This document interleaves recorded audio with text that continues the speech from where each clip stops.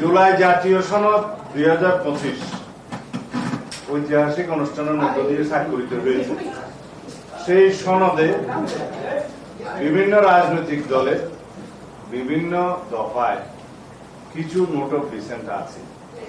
সেই note of dissent গুলোর ক্ষেত্রে বলাও আছে সনদে যে দলগুলো যদি নির্বাচনী ইশতেহারে উল্লেখ করে জনগণের ম্যান্ডেট পায়, নোট অফ ডিসেন্ট গুলো তারা সেইভাবে বাস্তবায়ন করতে পারবে। এখানে আমরা 100% একমত, এখনো আমরা সেই জায়গায় আছি এবং আমরা স্বাক্ষরিত সনদের বাইরে নাই। কিন্তু যেভাবে জাতীয় ঐকমত্য কমিশন সরকারের কাছে সনদ বাস্তবায়নের উপায় সংক্রান্ত যে সুপারিশ প্রদান করেছে, তার মধ্যে নোট অফ ডিসেন্টের অংশগুলো উল্লেখিত নাই, একদম নেই।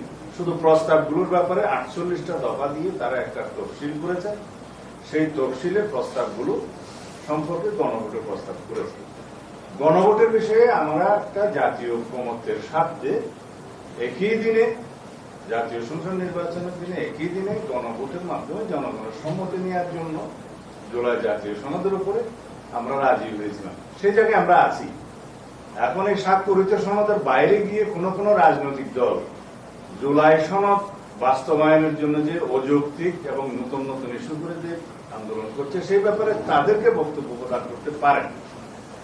এর বাইরে আমরা সনদে স্বাক্ষরিত যে বিষয়গুলো আছে তার বাইরে যদি সরকার কোন সিদ্ধান্ত নিতে যায়, সেটা কোন রাজনৈতিক দল যারা সনদে স্বাক্ষর করেছে তাদের উপরে কোনো দায় দায়িত্ব বর্তাবে না বা মানতে বাধ্য নয়। এই মেসেজটা দেওয়ার জন্য আজকে আমাদের এই সংবাদ সম্মেলন।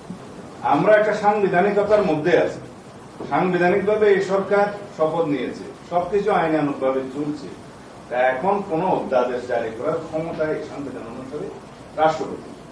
যদি কোনো আদেশ জারি করতে হয়, সেই আদেশের মর্যাদা যদি আইনি হয়, সেই আদেশ জারি করার মতো কোন সাংবিধানিক অবস্থা বাংলাদেশে নেই।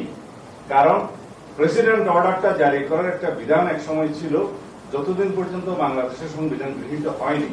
আপনারা সবাই জানেন, সেরকম পিইউ অর্থাৎ প্রেসিডেন্ট অর্ডার নিয়েই তখন রাষ্ট্র চলত। সংবিধান গৃহীত হয়ে যাওয়ার পরে রাষ্ট্রপতির আদেশ জারির আর কোনো বিধান রইল না, সেটা বিলুপ্ত হলো। এখন কি রকম আদেশ দিবে, সেই আদেশের মর্যাদা কি আইনি মর্যাদা হবে, সেটা এখনো সরকার নির্ধারণ করেনি। একমাত্র অধ্যাদেশ প্রণয়ন করা ছাড়া রাষ্ট্রপতির অন্য কোনোভাবে আইন প্রণয়ন করার ক্ষমতা এখন নেই। Between two sessions of Parliament.